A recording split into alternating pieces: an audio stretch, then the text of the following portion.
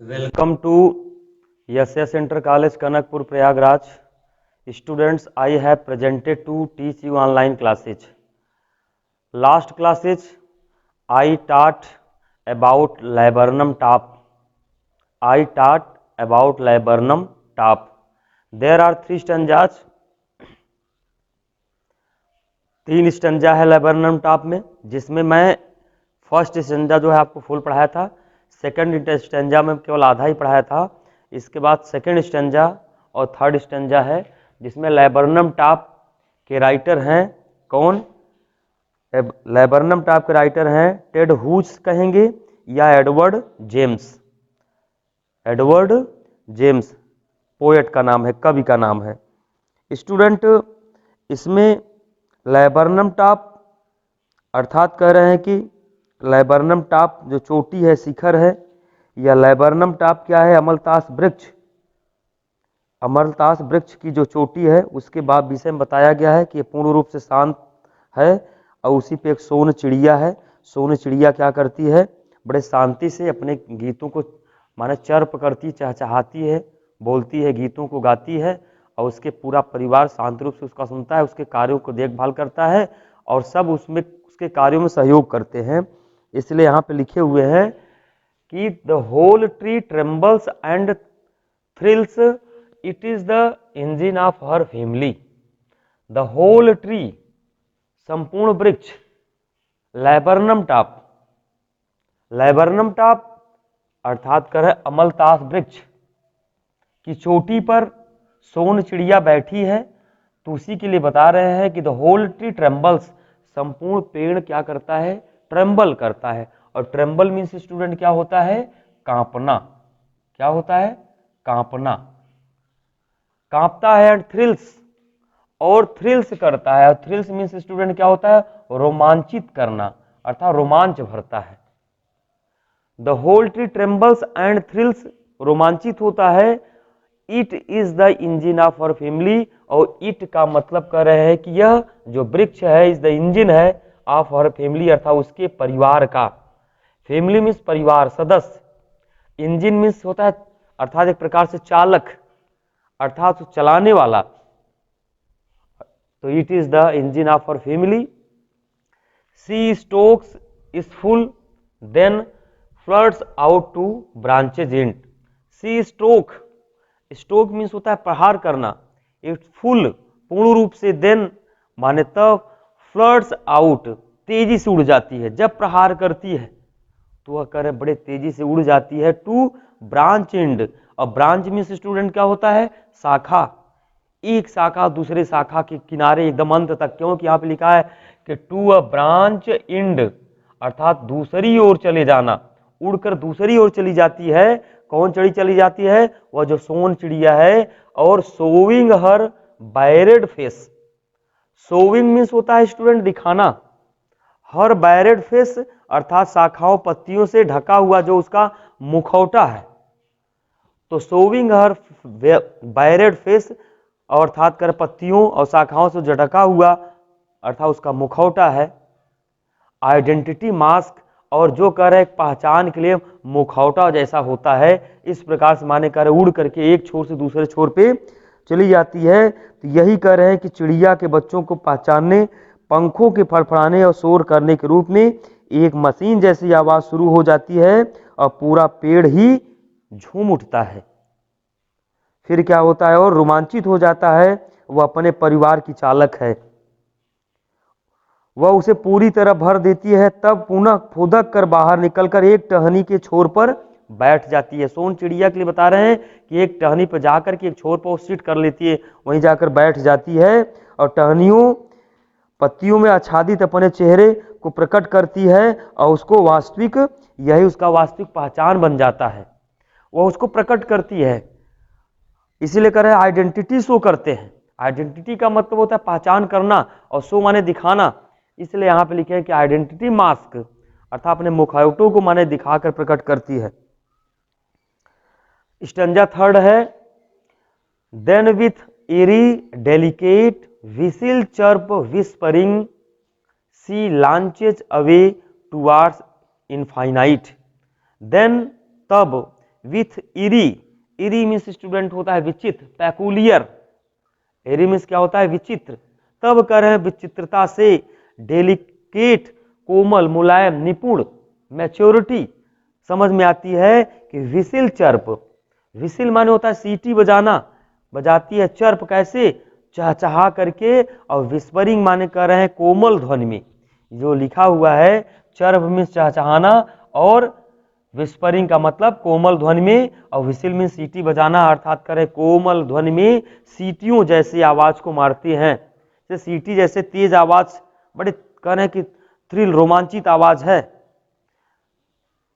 सी launches away, वह दूर उड़ जाती है, देखिए सी लॉन्चेज अवे, वह दूर उड़कर चली जाती है, टुवार्ड्स इनफाइनाइट, और टुवार्ड्स मीन्स होता है की ओर, और इनफाइनाइट, इनफाइनाइट का मतलब स्टूडेंट होता है असीम दुनिया में चली जाती है, अर्थात जो लिमिटलेस होता है, अर्थात जिसका कोई सीमा नहीं है, असीमित है, अर्थात जिसको कहते हैं आसमान, अर्थात पूरे आसमान में वह क्या हो जाती है, ओझल हो जाती है, उड़ जाती है। एंड द लैबरनम, जो अमलतास वृक्ष है, सब साइड्स अर्थात वीरान हो जाता है, टू एम्प्टी, देखिए सब साइड्स का मतलब विराम हो जाना, और टू एम्प्टी मीन्स होता है खाली हो जाना, अर्थात जब वह सोन चिड़िया वहां से उड़ के चली जाती है, आसमान में जाकर के ओझल हो जाती, दिखाई नहीं देती है, तो वह जो लैबरनम टॉप अर्थात वह जो वृक्ष है उसकी जो चोटी है, वहां की जो टहनियां है, शाखाएं बिल्कुल क्या हो जाती है, एकदम सूना साना दिखने लगता है। तो टेड महोदय ने यही लिखा स्टूडेंट। इसके बाद अगर इसका एक्सप्लेन देखा जाए तो एक्सप्लेन में ये देखा जाए किसी चीज का explain, the bird then enters into the thickness of the tree inside, जो चिड़िया है वो थिकनेस अर्थात कह रहे हैं वृक्ष की जो माने शाखाएं उसमें प्रवेश करती है, और branches where its nest exist, जहां पे इसके कह रहे घोंसले रखे हुए हैं, just after the movement like a machine, और गति होती है मशीन की तरह, start up in which the chittering of babies, अर्थात कह रहे हैं कि उस चिड़िए की जो बच्चे हैं उनकी आवाज होती है, ऑफ विंग्स उनके पंखों का, शार्प साउंड होता है, ट्रेम्बली ऑफ एवरीथिंग स्टार्टअप, और सब कुछ जब गूंज होता है तो कांपने लगता है, वृक्ष कांपने लगता है। This indicate the life inside of tree, यह कह रहे हैं कि जीवन की अर्थात जो वृक्ष है उसके आंतरिक भावनाओं को व्यक्त किया है। जो थर्ड स्टेंजा का है, the poet tells that bird sound in very strange manner, bird का जो आवाज है, जो उसकी पुकार है, चीख है, बड़ा माने विचित्र तरीके से है, इट साउंड सीम, इसकी आवाज लगती है like a sound of whistle, सीटी जैसी, एंड इट्स क्वाइट डिफरेंट, यह बिल्कुल भिन्न है, than other species of bird, अन्य पक्षियों को की जो जातियां हैं, though it seems in a soft way, बड़े कोमल और मुलायम लगते हैं, so the regular chirping of the bird, अर्थात कहने की पक्षी की जो नियमित रूप से आवाज है, इट्स बेबीज के बच्चे, विस्परिंग अर्थात धीरे धीरे बोल रहे हैं, कैन बी हर्ड सुना जा सकता है। देन माने तब आफ्टर कंप्लीटिंग हर ड्यूटी, अपने कार्य के कर्तव्य पूरा करने के बाद, टू फीड हर बेबीज, अपने बच्चों को क्या करती है, खिलाती है, उनकी सेवा करती है, वही इंजन का काम कर रही है।